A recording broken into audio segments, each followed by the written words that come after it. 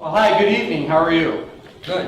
I am Ralph Martire. I'm Executive Director of the Center for Tax and Budget Accountability. Now, for those of you who don't know my organization, we're a slightly odd duck. We are not technically nonpartisan, we are bipartisan, which means my board of directors neither really likes nor trusts each other very much, which is a great thing for us at the staff level, because it allows us at staff to focus on best practices and evidence. And really whatever the evidence says, whatever the data say, that's where we go, worldview notwithstanding. Now, I've talked about tax policy and education policy on a number of different fronts. I just served a 2-year stint as a federal commissioner on the Department of Education's Equity and Excellence Commission. So I've been talking about taxes and their interplay with education policy here, nationally, et cetera. And that's not quite as fun as it may seem at first blush. And you end up with a lot of not happy news, and I've been accused of not having enough sunshine in my presentation, so here you go. And that will be it. Now, we're going to focus on what's going on in education. And the first thing that jumps out is that really we haven't forgotten how to educate children in America. The system itself overall isn't broken, but it is somewhat under-resourced to provide a meaningful educational opportunity to every child, and that actually shows up in the international test scores. Now, we all get anxious every time these PISA exams come out, and America is middling. I mean, we are in the middle half of performance on math and science and reading consistently across the board in the PISA exams. And while that's true, overall, we remain middling. It's interesting what happens with the data when you sort by poverty. Those U.S. school districts who had 0 to 10% poverty in their student base, #1 math scores in the world. #1 in the world. Better than Finland and Singapore and all these places we wish we could be. Then you look at the next cut in poverty, roughly 10 to 25%. They scored 4th best in the world on the PISA exams, 4th best, and best in the world when compared to other nations that had a similar poverty demographic, like, for instance, Canada. Our scores really didn't fall off the map until concentrations of poverty got to 25% and above. When we got there, we went from scoring around the OECD average or much better to way below it. So it's really those kids in poorer school districts that are not performing well on the PISA exams. Now, an interesting thing, if you look at the demography of Illinois, 49% of our children right now that attend public schools come from a low-income background. If you look at a big school district like CPS, the numbers are off the charts, 86%. So it's a meaningful thing that education is under-resourced for poor children, because increasingly the children in the public school system, particularly here in Illinois, are lower income. Now, who do you think at the presidential level first noticed that there was a correlation between access to a meaningful educational opportunity and poverty? The higher a kid's poverty, the less chance that they had access to opportunities. You know who that president was? We'll blow this up. President Nixon, 1972, in the Nixon Commission. In fact, the Nixon Commission, these are some of his findings, which very much informed us at the national level when I worked on the Equity and Excellence Commission. Said, you know what? Whoops, did I skip? I did. Said, #1, and this is going to sound odd to people in Illinois, right? Because we don't do this. Education funding at the state level is too tied to property taxes. 1972, the Nixon Commission. And in fact, he said it's rarely connected to the actual needs, educational needs of children. And this is still the case in virtually every state in America. States don't start their education funding query like this. What would it cost to provide the kind of education that will allow all of our children to succeed academically? That's not the question. The question generally in a highly political process is, gee, what could we afford at the state level this year to give to schools versus to healthcare versus to social services? And that's what we're going to give them. I wonder if any business person starts out their year without asking what it costs to manufacture the product or service that they make. and if instead just says, gee, what could we kind of afford? I'm assuming if they did, they'd be out of business. Yet this is in fact the very way states fund education generally, and certainly Illinois specifically. Then another radical finding of the Nixon Commission. Money, apparently, can actually help solve problems. Figure that one. Now, who's heard money doesn't matter? Really? Money doesn't matter? Every reform that we know works from an educational standpoint, whether it's induction and mentoring that's highly professional for teachers, whether it's an extended class day, whether all costs more than we're doing today. It's not like people in the education community get additional resources and stick it under a rock somewhere. It's what actually pays for these reforms we know work.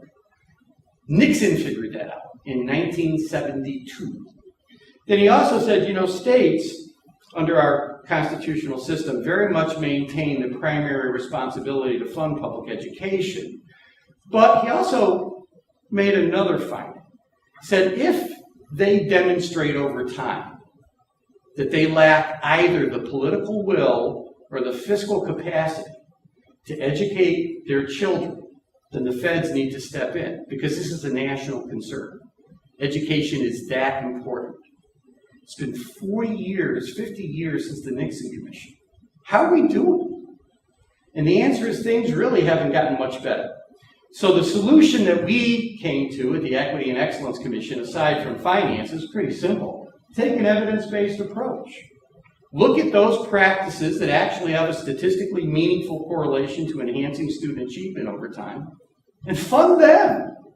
You could cost it out. There's all the research in the world tells us how to do. Alan Odden out of the University of Wisconsin. We know how to do this. And then second, let's talk about this a way that bridges rather than reinforces ideological divides. Too much of this discussion has nothing to do with the evidence or the data and everything to do with worldview. Worldview's nice, evidence better, right? So let's find a way to move to an evidence-based approach. And then, of course, minimize inefficient competition. And one of the things that we saw is that competition really doesn't work as a model for public education. Now, if you think about it at all, that makes sense. Because for a competitive model to work in anything, you have to have what? Winners and losers. Do we really want losers in public education?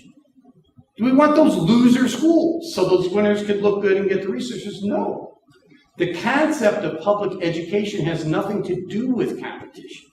It has everything to do with ensuring every child can walk to her or his neighborhood school and receive a meaningful educational opportunity. That's what it's about.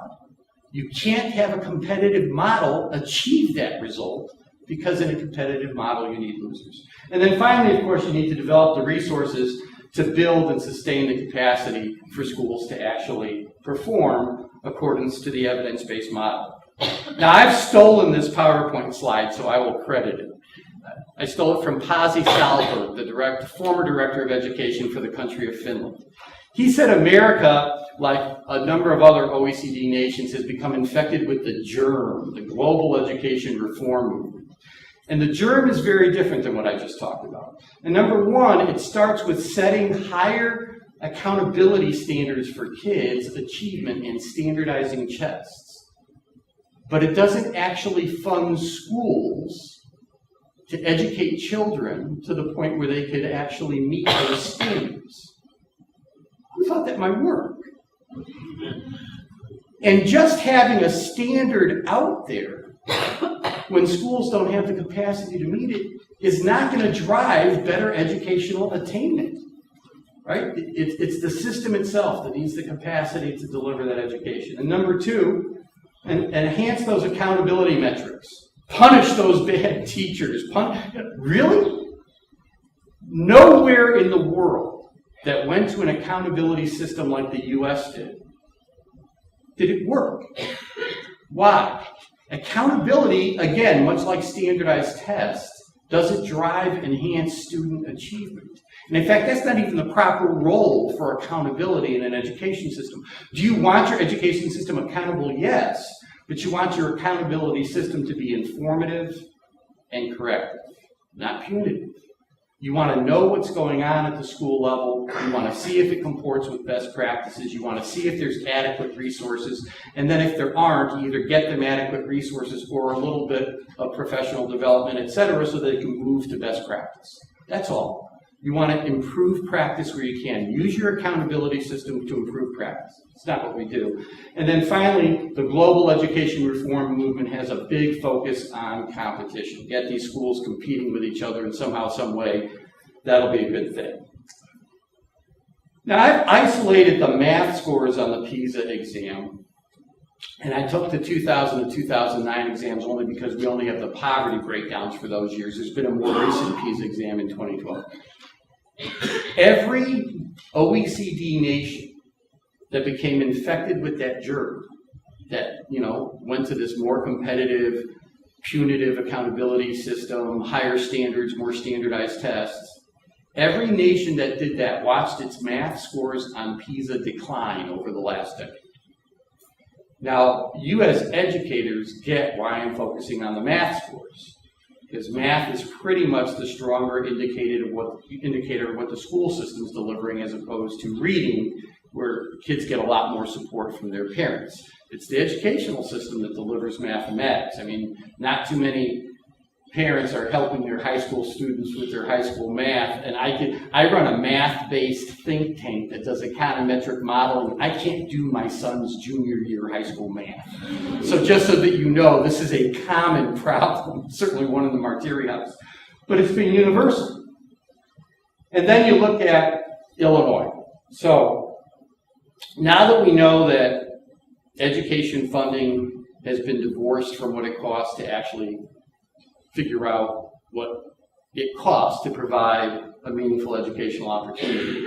And we know that Illinois, like the rest of the nation, has a punitive accountability system, all that stuff. What are our prospects for turning things around, for getting adequate investment in education, for giving our children what they need, giving our demography, etc.? Well, here are our two chances, slim and none.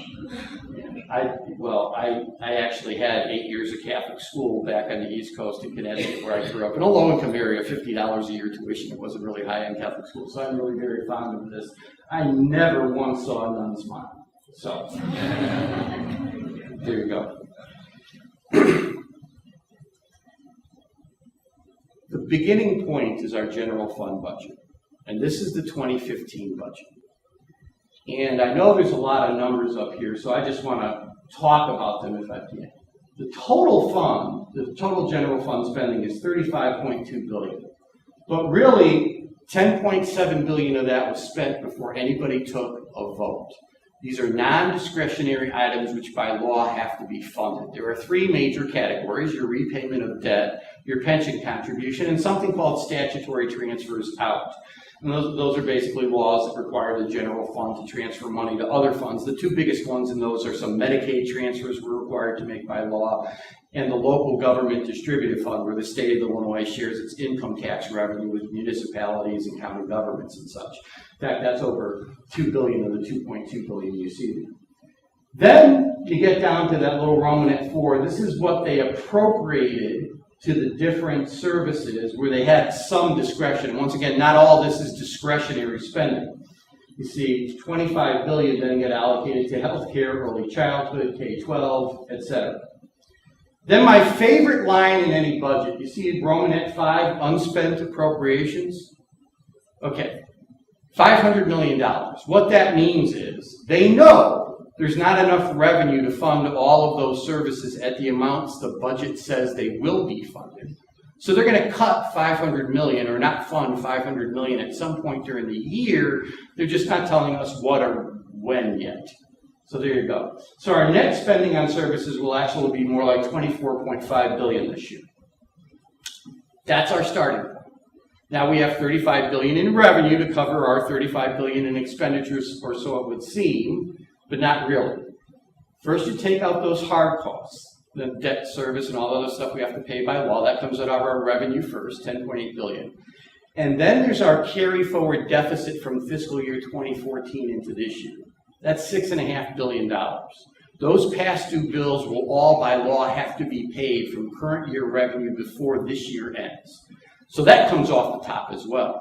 Meaning we're left with $18 billion in revenue, $24 billion in appropriation. So we've kept this $6.5 billion deficit. That's 26% of what we're spending on services. That's a huge deficit.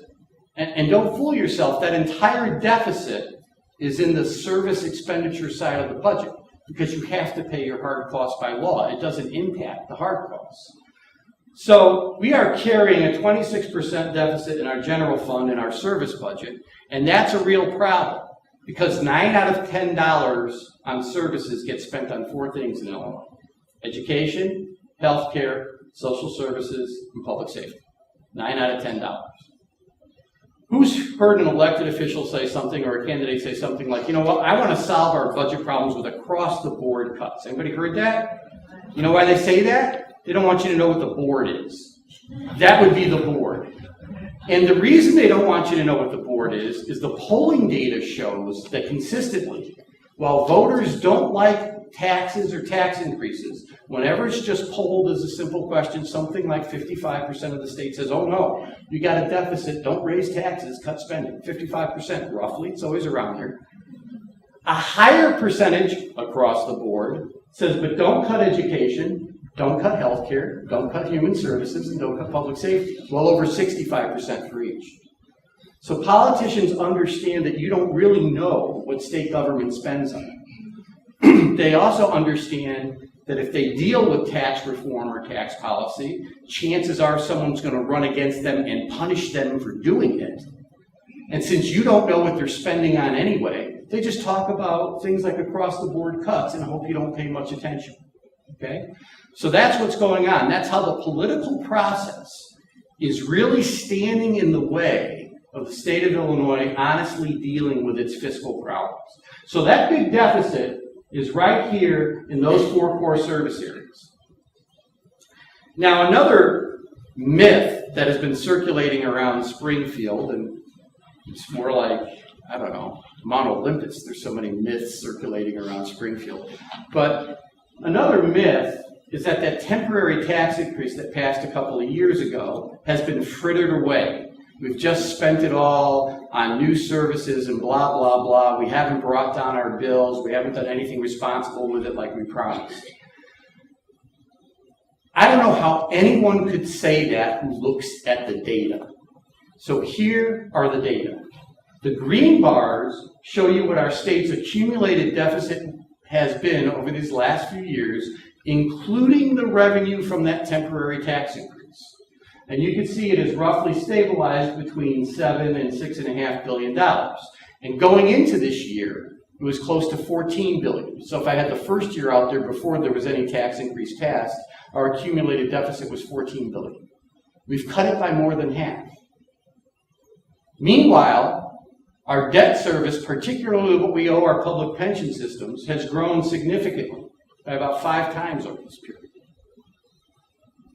The red bar shows you what our deficit would have been if we didn't have that revenue from the temporary tax increase.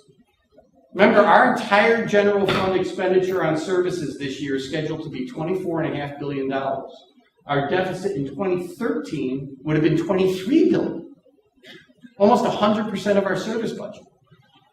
By 2014, our deficit would have been $31 billion. Our whole budget, including hard costs, is $35.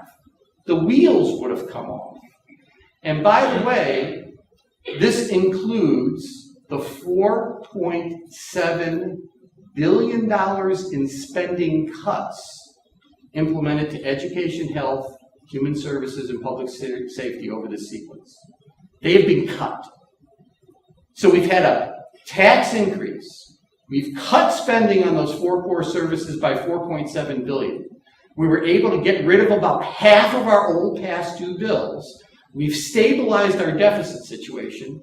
And now, that temporary tax increase is about to go away. And this is what's happening to our revenue as that temporary tax increase goes away. So in 2014, we had 36 billion in revenue. 2015, we're going to have about 34.5. 2016, 31.8. It's a $5 billion drop in 2 fiscal years. Our deficit's already $6.5 billion. So what's going to happen? I'll tell you what's going to happen. They're going to cut education, health, social services, and public safety some more and model through, unless they deal with the revenue side of the ledger. Illinois, and I'm going to give you some more data on this, simply does not have a spending problem, no matter how much media talking heads like to say that. So, then how'd they get through this fiscal year? So we lost close to $2 billion this year. They played some games. They increased their revenue projection by $200 million. Oh, found $200 million, let's just increase that projection. So that's an easy thing to do. They borrowed from non-general funds $650 million. Now what that means is next year in 2016, in addition to the revenue loss, they have to pay back that $650 million. So now you're creating a much bigger hole next year. They did cut spending on services, $407 million, and then this was brilliant, actually. So remember our hard costs for this year when we went through those lines were about $10.8 billion? They really should be 11.4.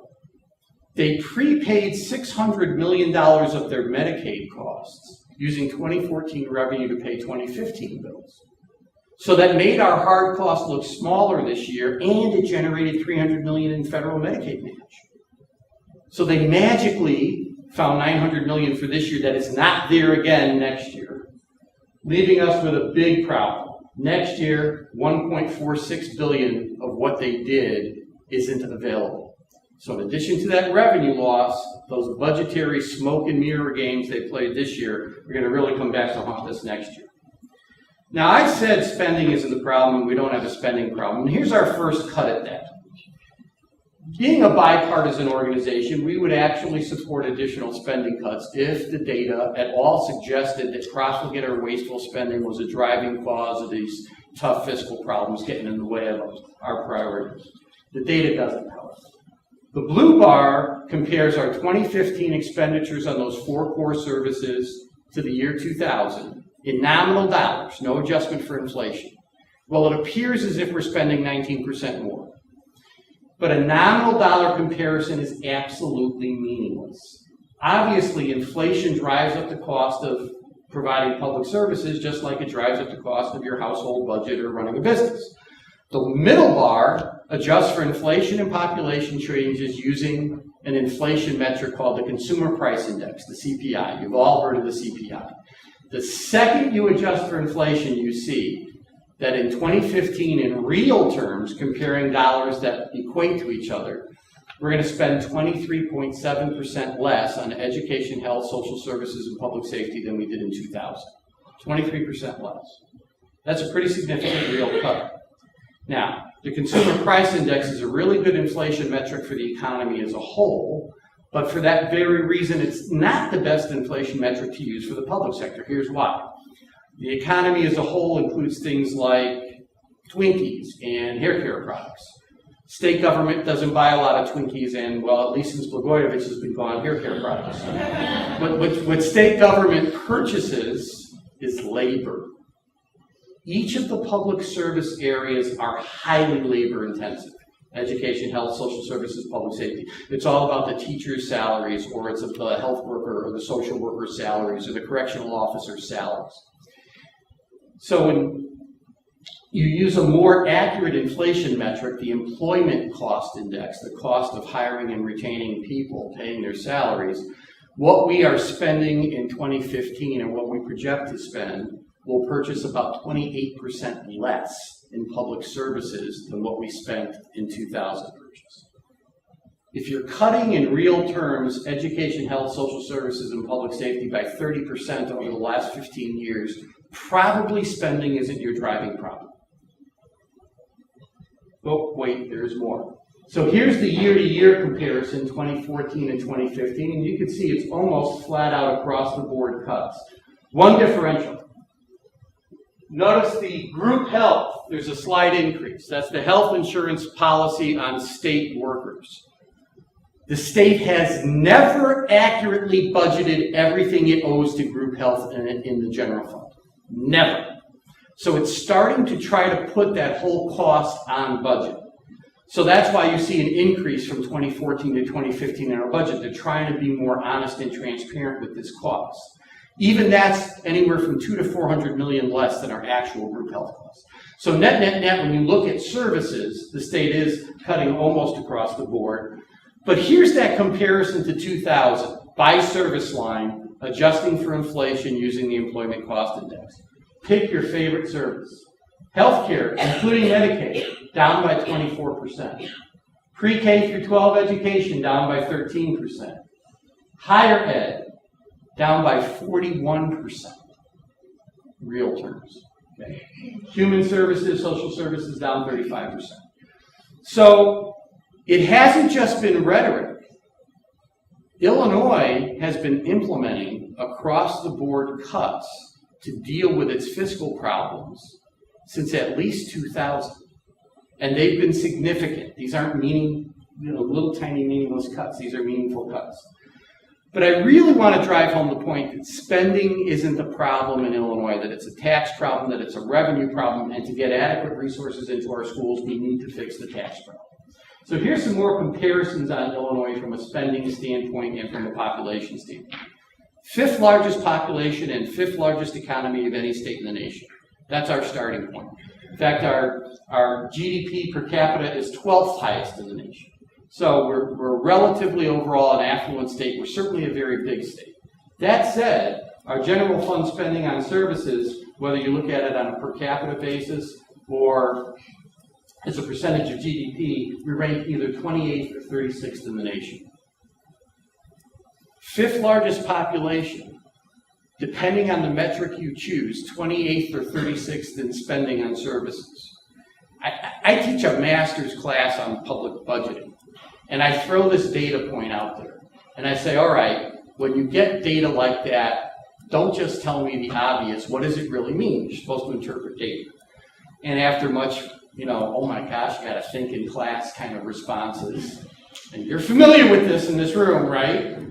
We eventually get to the answer, which is, well, wait a minute, if you got the 5th largest population and you're ranking 28th or 36th in spending on core services, you're not meeting your need, right? You can't be meeting your demographically driven need if you're so low in spending and so high in population.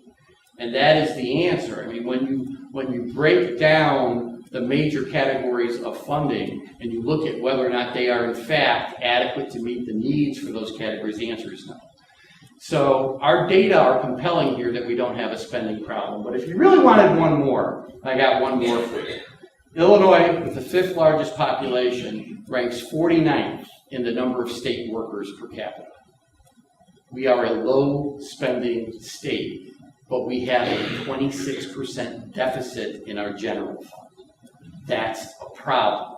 And this is after a tax increase that didn't go to any more spending, but just paid bills and covered growth and debt service. In fact, we've been cutting spending. And this is still where we are. All right, so I just gave you that data point on how big our economy is, $695 billion. If we were an independent country, Illinois would have the 19th largest economy in the entire world. So we would be a pretty big nation. That said, and it doesn't matter how far back you go, this goes back 15 years, our economic growth has lagged the rest of the U.S. for a long period of time. If you go back 20 years, it looks worse. You go back 25 years, it looks even worse. You go back 10 years, it's still bad. Not quite as bad, it's not as long a period of time, but blah, blah. It doesn't matter how you slice it. This state, 5th biggest population and 5th biggest economy overall, is still less competitive than the rest of the nation. So, do we have all these problems because we're a high tax state? Let me think about it. No. Total state and local tax burden as a percentage of income over that whole period of time, Illinois ranked in the bottom 10 in the country, which stands to reason. If you're low spending, you're probably not high tax, right? It seems like it's a logical thing. But let me tell you what's included in that, because I know I'm going to get a lot of questions on this. This is total state and local tax burden. This is every tax and every fee charged by any unit of state or local government in the state of Illinois to support any public service delivered in the state of Illinois, compared to all those taxes and fees in every other state. This isn't our data. This comes from the Federation of Tax Administrators. This isn't complex modeling. This is something we at CTBA like to call math. Okay? We simply took our income in the state, divided it into our tax burden. Tax burden is a percentage of income. Very low. Second lowest in the Midwest over this whole period to Missouri. Now, that's pretty compelling that, it's not taxes that's making us uncompetitive economically. And I just thought I'd give you how Illinois and Missouri, the two lowest taxing states in the Midwest, compared to the other Midwestern states in tax burden and in economic growth. I think I'll show you that later. But here's tax burden. You can see Iowa, Michigan, Wisconsin, the miracle state of Indiana, all higher tax than Illinois and have been for years. Now, but what about that tax increase? Because this data stops in 2010. Why does it stop in 2010? Well, property taxes are reported at a lag to everything else, so there's no national comparison that can give me state and local that's more updated than 2010. So then we did something we like to call meatball math.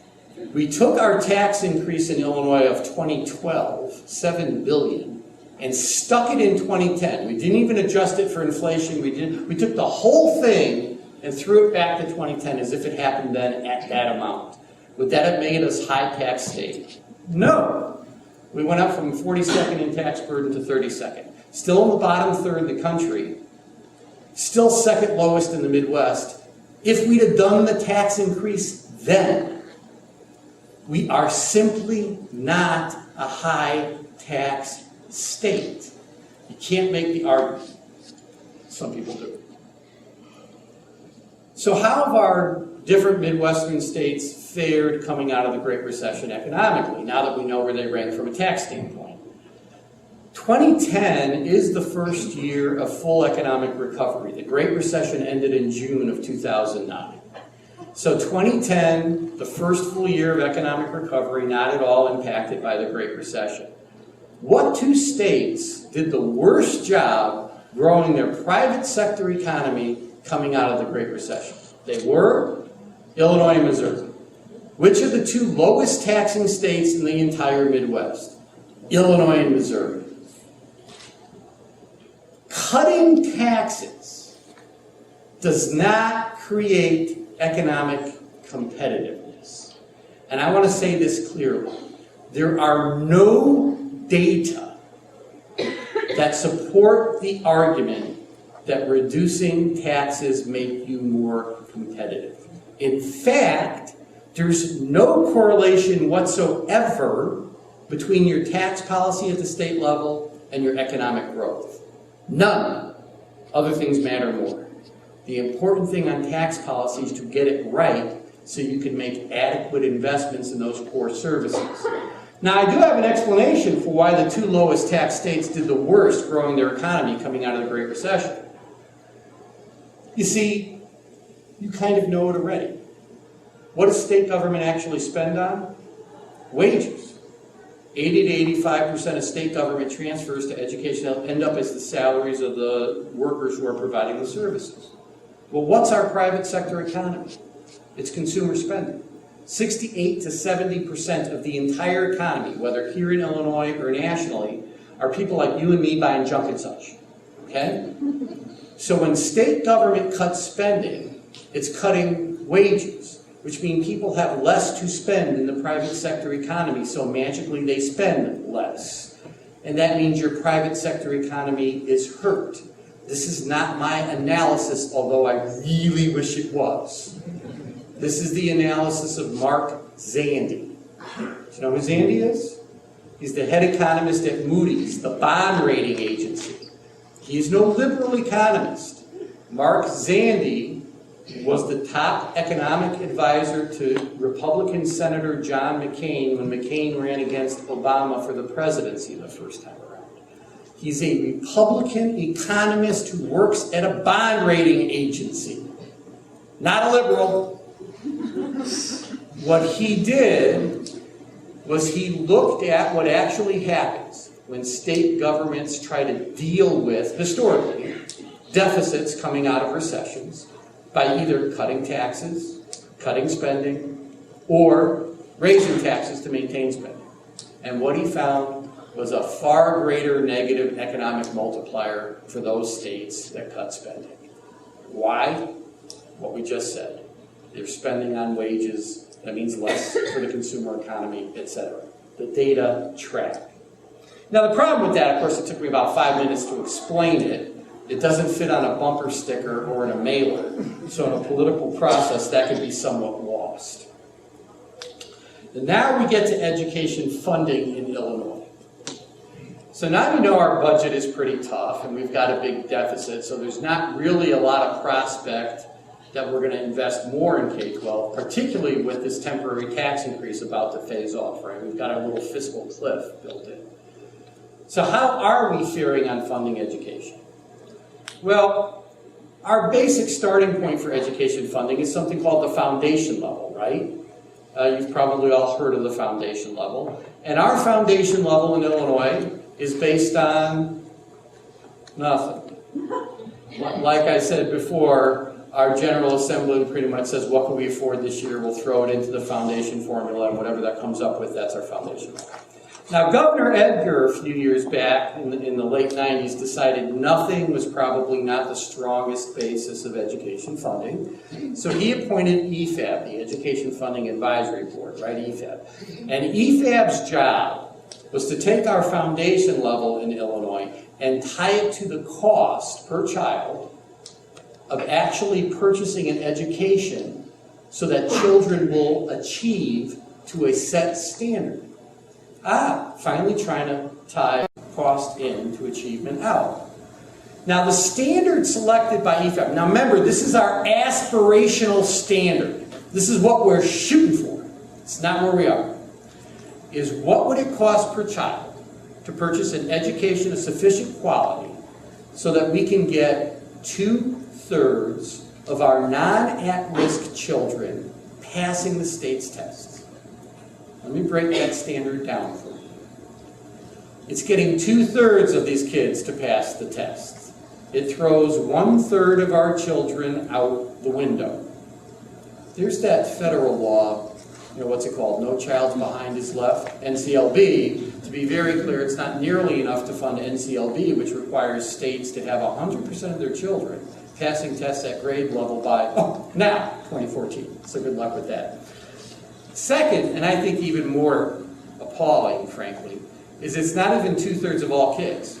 It's 2/3 of the non-at-risk children. Now, at-risk is a term of art in education policy and funding. Children are at risk of failure in the education system if they are poor, or if they have special needs, or if they are English language learners. The official policy of the state of Illinois is we don't care what it costs to educate those children. We're never even going to figure it out. So now back to our aspirational standard. Is what would it cost per child to purchase an education of sufficient quality to get 2/3 of the children who have a reasonable likelihood of academic success passing the state's tests? In 2003, our actual foundation level in Illinois was $120 less than what EFAB recommended. Shoot down to 2014. It was $2,500 less per kid. This year, $2,700. Our education funding foundation level is $2,700 less per child than what it would cost to get 2/3 of the non-at-risk kids passing tests. That's $4 billion and change. We've run this number through the Illinois State Board of Education funding formula. Our starting point for K-12 is $4 billion less than what it costs to get 2/3 of our kids passing tests. We at the Center for Tax and Budget Accountability have determined that's an inadequate starting point. I'm willing to hear counter arguments. Hearing none, I will go on. And then there's the poverty rate. So once again, you're educators, so you probably all know this. But all the data show that if you want to get equal academic outcomes between a kid who's low income and growing up in poverty and a kid who isn't, you need to spend more on the poorer kid.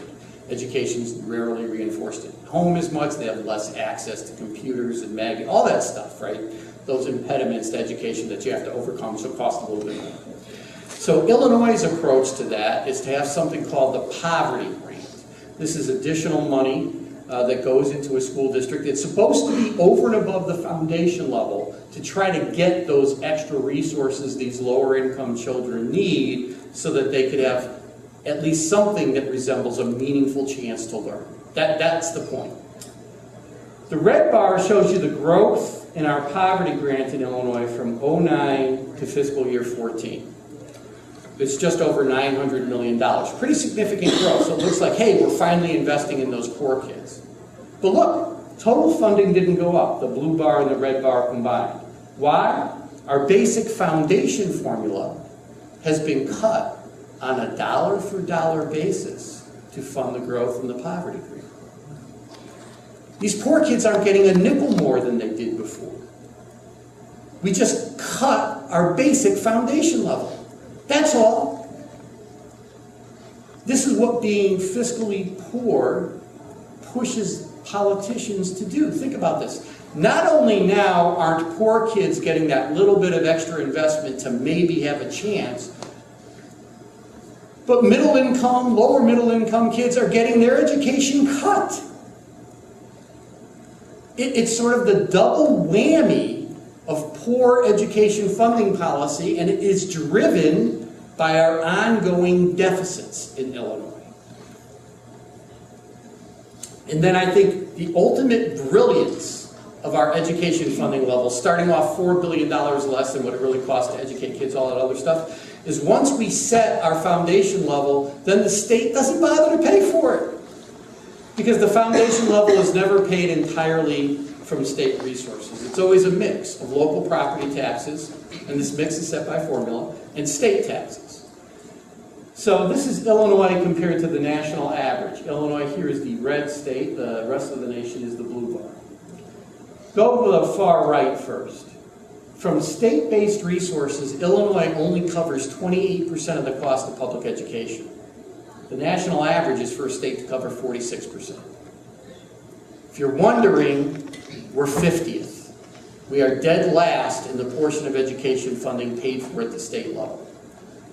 And over here is the portion of education covered by property taxes. Illinois, 60%, national average 43%. If you're wondering, we're first. We're the most reliant state in the country on property taxes to fund education. And the difference, you'll see that 60% and 28% doesn't add up to, is what the feds kick in, around 11 to 12%. Going back to the master's class I teach, what does that tell you? And once again, my students get this one pretty quick. It ties the quality of the education you're going to receive in Illinois to the property wealth of the community in which you live. So if you win that lucky parent lottery and you're born in a wealthier community, you get a really good quality education because your local property taxes can afford that. But if you don't win that lottery as a child, that's too bad. Your education is going to be insufficient. That's not just a really inequitable way to fund schools. It's a really unfair way to tax people. So this is a chart that adjusts for inflation using the Consumer Price Index. Growth in property taxes over time, the blue bar, change in median wage over time, the red bar. From 1990 to 05, you see property taxes in Illinois grew by 48%, whereas median income only grew by 2.7%. So you have property taxes growing at close to 20 times the rate of growth of income for most people. That's not a really fair way to tax most people. And you wonder why it's difficult to pass a referendum. But then look at what the impact of sort of getting into the Great Recession was. Median income declined in real terms. Property taxes continued to go up. So it's a highly unfair way to tax people. And by being so over-reliant on it, we've really driven the unfairness off the meter. Do you need property taxes as a component of education funding? Yes. But it shouldn't be the biggest component. And these are unemployment rates. The blue is the nation, the red is the Midwest, the yellow is Illinois. And what you see is the higher your level of educational attainment, the lower your unemployment rate. Straight line correlation. I think the only exception is art history majors, and really no one can help them. But I have a couple of sisters that are into art. I love that joke. My sisters do not. But as the younger brother, I get to do that, right? All right. So there's this direct line correlation. And the interesting big change, I think this has been going on, I think this was first identified in the late 60s, early 70s, that this was a trend in jobs. But what has changed, and changed dramatically, is the correlation between educational attainment and wage. In fact, since 1980, the only cohort of workers in America and Illinois who have seen their incomes grow in real terms after inflation have a college degree. Every other worker is earning less today than they did in 1980. So if you don't have that college degree, it could be a 2-year degree. But if you don't have a college degree, you're not going to be qualified for the kind of job that'll pay you a decent enough wage to maybe put a car or two in your garage and a kid or two through college.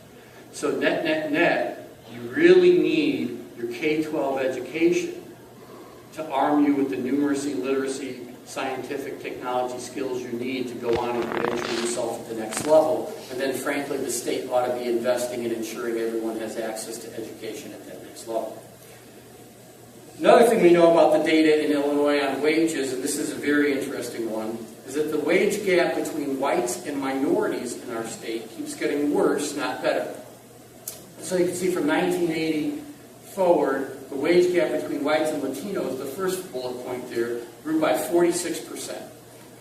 This is in real terms after inflation. Now, some of that is discrimination and other problems, but some of it's actually neutral labor market forces at play. So to be fair, I have to discuss those things. I mean, after all, with Latinos, you have a significant immigrant population that's willing to take very low-paying jobs, that will show up in your wage data. You have English as a second language issues, and you even have, as a demographic, as a little sub-cohort, Latinos are both the youngest and least educated cohort in our labor market. While being youthful and being undereducated are both indicia of being qualified for lower-paying jobs. So there's a few things going on in here that's very complex to explain that growth in the wage gap between whites and Latinos. Then you jump down to the growth in the wage gap between whites and blacks in Illinois of 92%. I was going to tell you, as far as neutral labor market forces go, I got nothing. There's only two things happening. Discrimination, which still clearly impacts labor markets, and how we fund schools. So let me deal with that discrimination thing first, because it doesn't matter how you slice the data. So you now all know that educational attainment really ties to both unemployment rate and wages. So let's go to those hardest to employ people, those that don't have a high school diploma. If you look at unemployment rate, white versus black in Illinois, just before the Great Recession, so let's not have the horrible, terrible numbers of the Great Recession. What you see is the unemployment rate for whites who didn't have a high school diploma at that point in time was about 11.7%. Very high unemployment rate. The unemployment rate for blacks who didn't have a high school diploma in Illinois was 28%. More than double. Then you flip it and you go to that top metric where you have a BA or higher. These are your high-end earners, right? And in fact, 56% of the whites who have a BA or higher are in that highest earnings group, whereas only 24% of the blacks are. So net, it doesn't matter how you slice the data, you see racially disparate outcomes that can't be explained by anything other than discrimination still impacting labor markets. It's just there, the data are there. But the other thing that's going on is how we fund schools. Remember, Illinois is the most reliant state in the country on property taxes to fund education. 55% of our black children live in the 5% of school districts with the greatest poverty and the lowest property values. 93% of our black kids live in a school district with a concentrated low income level is 30% or greater. As you saw with the PISA exams, 25% and above, boom, right? We have a problem. What this has meant is that on average, black kids in Illinois get about $1,500 less spent on their education every year, K through 12, than do their white peers, every year. And our starting point for education is inadequate. So if you start at an inadequate place and you cheat most of your children out of a quality education, and then you really take a subgroup and cheat them horribly, they're not going to be competitive with their white peers for going on and credentialing themselves at the next level, and that will show up in the wage data, and it has. So net, we've got structural problems in Illinois driven by our fiscal condition that have translated to literally singling out African Americans for a particularly poorly funded education in a poorly funded system. Nothing to be very proud of in the state level. So, what are our chances things will get better? You saw slim and none. This is the first model in my presentation. Everything so far has been math. Publicly available data sets, you could go to it and crunch the numbers yourself. We believe in that because, frankly, if you do a lot of modeling, your assumptions very much can dictate your outcomes. So this is a picture, it's called a structural deficit model, of whether or not our state revenue will grow in the future to continue supporting our current level of services, okay? And because it's a model, we wanted to have it peer-reviewed, and we did. And we had 3 or 4 university professors here in Illinois review it. Fred Gertz at the University of Illinois is one of them. I'm sure many of you know Fred. And we also had the head of state and local tax at the GAO in Washington, D.C., a PhD, review it. They all said it's a completely sound model and it's legitimate. And in fact, we've been using this model at CTBA for about, 7-10 years now. And every year, its actual projection of the state's deficit has been within 3%. So it's been a pretty good model. The green bar starts with the assumption in 2014 that we have a balanced budget. Revenue and expenditures are equal. You now know we don't. We have a $6.5 billion deficit, but let's just assume we did, because I'm kind of a Pollyanna guy, doesn't that show? The green bar shows you the cost of continuing our current level of services into the future, just adjusted for traditional historic rates of inflation and population change and assuming a normal economy. It also includes our existing debt service. You don't adjust that for inflation. It is whatever it is. You have these payments, you add it in. The red bar is our current law on tax policy. That's how much revenue we're going to generate, adjusted for inflation and population growth and assuming a normal economy. The gap between the red bar and the green bar is the structural deficit. It's literally built into the structure of how we tax versus the cost of the services and the debt we have to pay for. You see our little dip as the temporary tax increase phases down, and you see how quickly that deficit grows. Now, the green bar is probably flawed because the assumption in that green bar is that that pension bill that passed, SB1, that cuts $147 billion in benefits for public sector workers, is actually constitutional. It is not. It will be thrown out. If it is thrown out, the blue bar shows you what our costs are, not the green bar. And I would say go with the blue. It's a safer bet. Interestingly enough, the yellow bar says, all right, take that temporary tax increase and make it permanent. What will happen? Well, generate some revenue for a couple of years. But you see how flat revenue growth is, that bar, versus how arched the cost growth is? There's a reason for that. Our revenues don't grow with the modern economy because we have flawed tax policy. At a minimum, our costs have to grow with inflation. So net, you cannot solve this problem with spending cuts. You need to fix tax policy. You need to tax like the modern economy. Otherwise, I don't care how much you cut. Every year, your revenue will grow at a slightly slower pace than your costs will grow, and you'll have to cut again. Pretty soon we'll just be in the business of paying our past due debts. All right, so what does tax policy look like in a modern capitalist economy? There's 4 things you need from an economic standpoint for your tax policy to work. It needs to be fair to people, I'm assuming you're all okay with that, responsive to the economy, stable during poor cycles, and efficient. You don't want it to distort private sector decisions. You want the marketplace doing that. Well, these are the 4 principles an economist would look for tax policy to work. He or she would have to physically leave Illinois to find any of them. We are 0 for 4, and that is why we have a structural deficit. First thing we have to do, and we have to do, is expand our state sales tax base to include consumer services. The sales tax is supposed to bring stability into your state fiscal system. It's supposed to generate revenue even during poor economic cycles.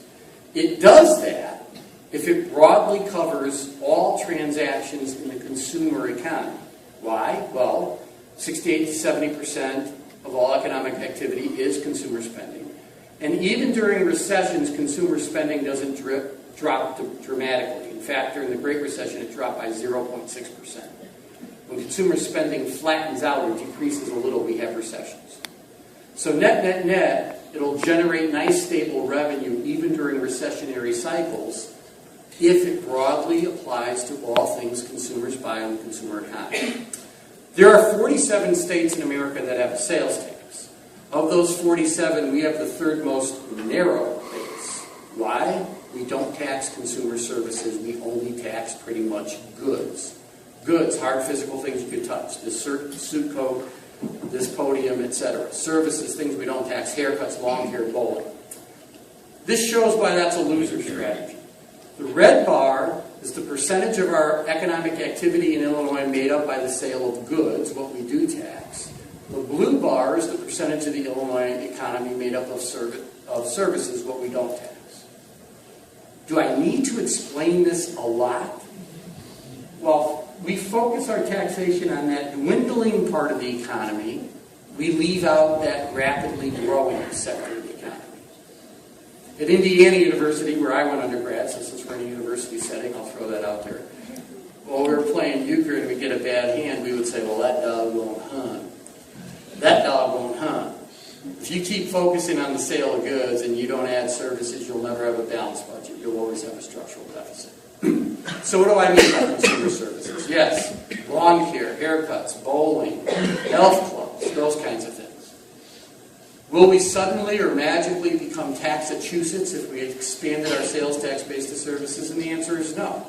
All of our neighboring states, in fact, already tax services far more than we do, even Missouri, by the way. Kentucky, Iowa, and Wisconsin tax absolutely every consumer services we think you should tax. In fact, in some cases, those 2 states tax services we don't think you should tax. You haven't seen busloads of people, have you, coming from Iowa and Wisconsin into here to get their haircut? Because they tax haircuts in Iowa, Wisconsin. Now, have you seen their haircuts? They should start coming. But they're some silly-looking people. But they're not coming for tax reasons. We just have to do this to modernize our system. If we don't, it's game over, and we've got to push it. Then there's retirement income.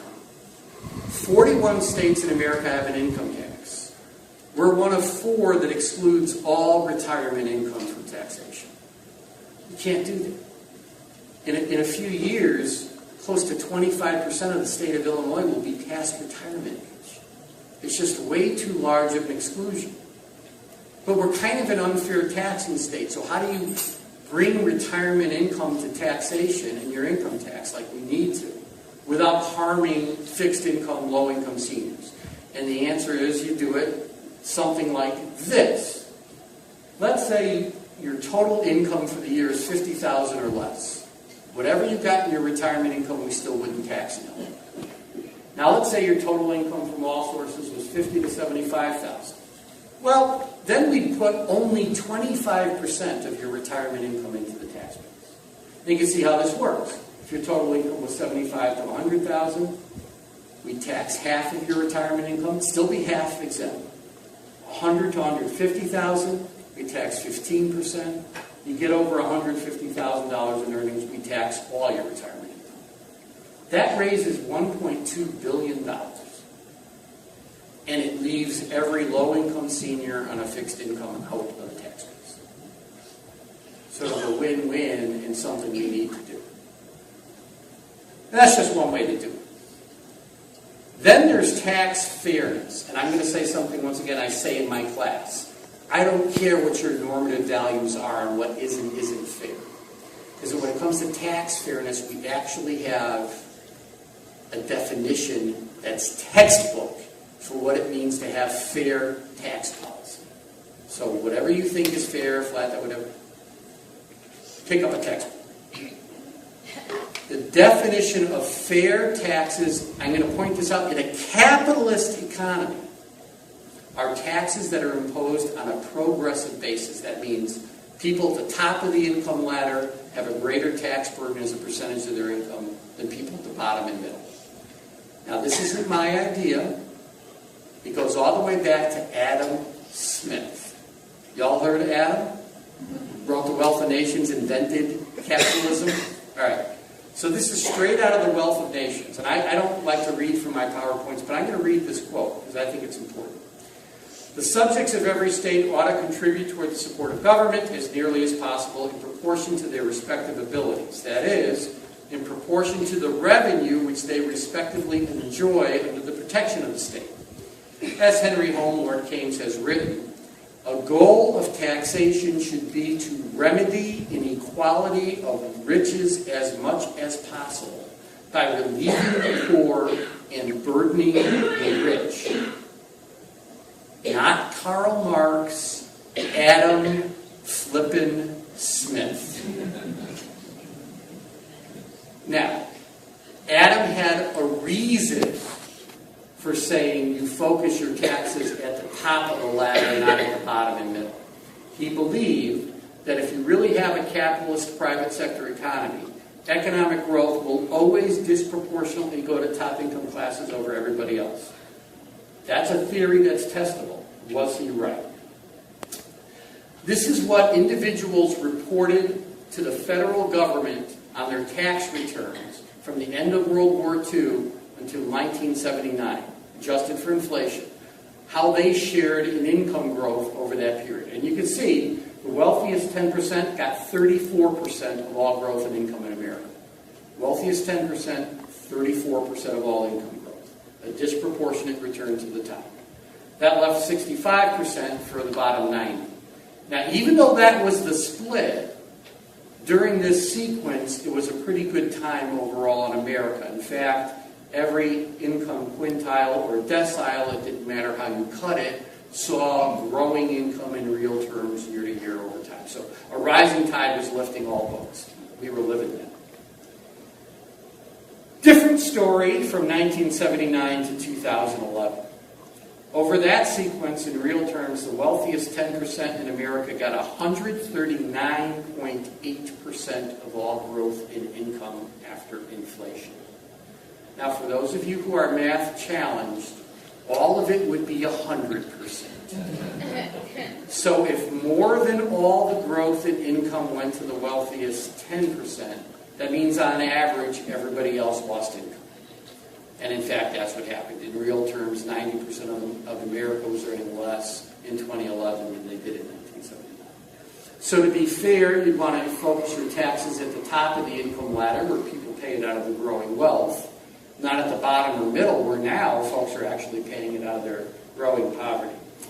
Well, the best way to do that is with a graduated rate income tax, like they have at the federal government, right? Lower rates of taxes apply, income taxes apply to lower rates of income, higher income tax rates apply to higher levels of income, just like they do at the feds.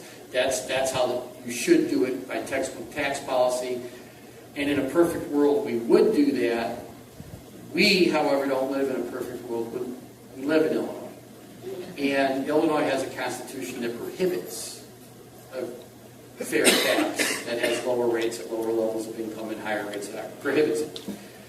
So, not surprisingly, we have a very regressive tax structure. Where our bottom 10, you look at it, 20, 40, 50, 60% of people all have much higher tax burden as a percentage of income than the people at the top. So we can't fix that directly by adjusting rates, but we can do things. We could have, for instance, refundable tax credits like the earned income tax credit that provide benefits to low and moderate income families. We could have something called a family tax credit that does all that. In other words, we could fiscally design around these problems, still remain low tax overall, get some fairness into the system, and solve problems. In fact, if we did these steps, tax on retirement income, re-amortize their pension debt, expand the sales tax base, blah, blah, blah, net, raise about $4 billion in additional revenue from where we are today before the phase down. Now, $4 billion sounds like a lot of money, but remember, we have a $695 billion economy. It's less than 1% of our economic activity. If we were to raise that $4 billion, within 2 years, we could eliminate our deficit, and during the end of that second year, we could start putting more money into education. In fact, we could put in $4.5 billion over 3 years into public education and get to the point where every child has a chance to learn, and we funded education adequately. And not only do all that, but eliminate that structural deficit. We can solve our problems by fixing tax policy the right way and raising about another $4 billion in revenue, which is less than 1% of our economy. Now, the arguments that will be raised against doing that are, of course, it'll kill us. It'll kill our state's economy if we raise taxes. We've all heard it. I hope I've given you enough information so far so that you kind of feel that tax increases do not kill the economy, tax cuts don't stimulate the economy. But I thought I would give you more data on that. There are 41 states in America that have an income tax, which means 9 states don't.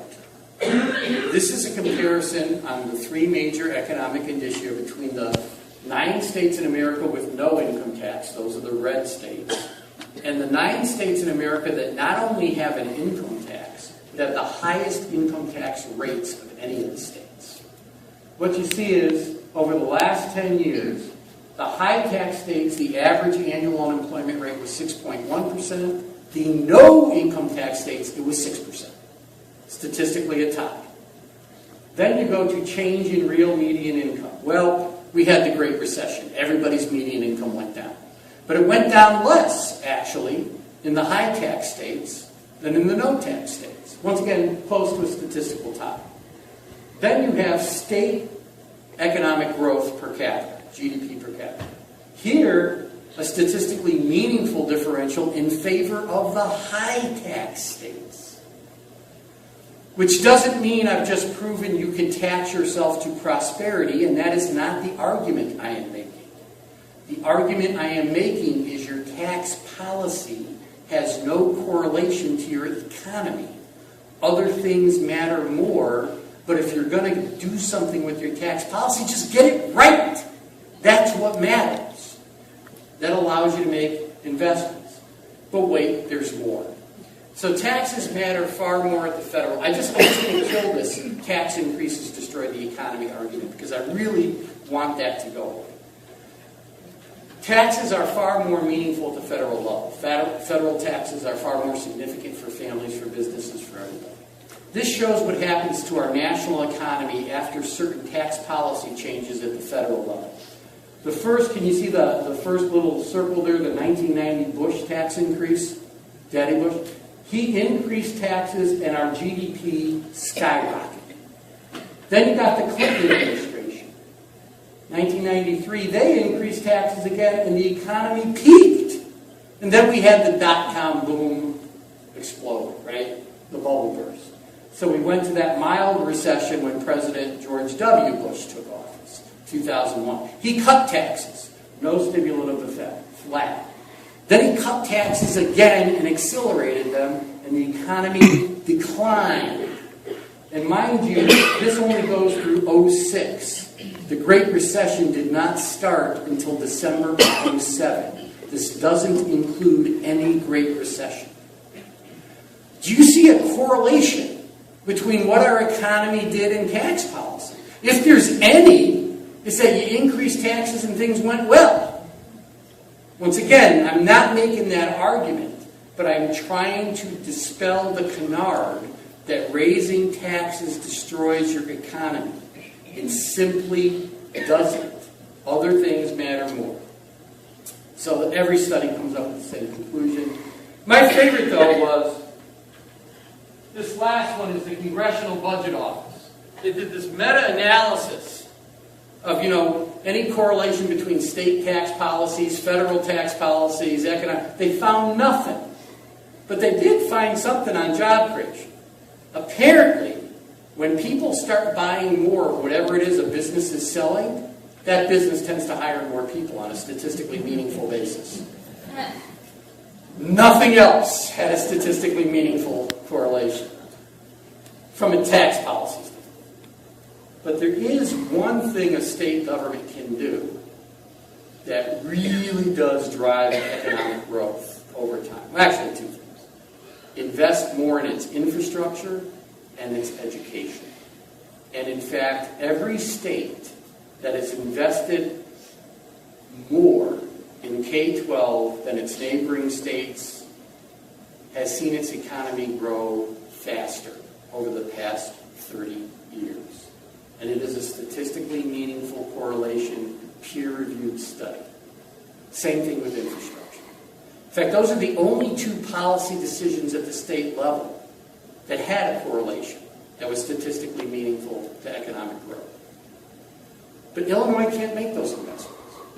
We can't make those investments because our tax policy doesn't work. So I think we're past the point where we should be talking anymore, and we should be motivating our elected officials to action. And the action should be pretty simple. Fix tax policy to work in a modern economy, make adequate investments in K-12 education so that every child has a meaningful opportunity to learn. Let's do those two things. Thank you for listening.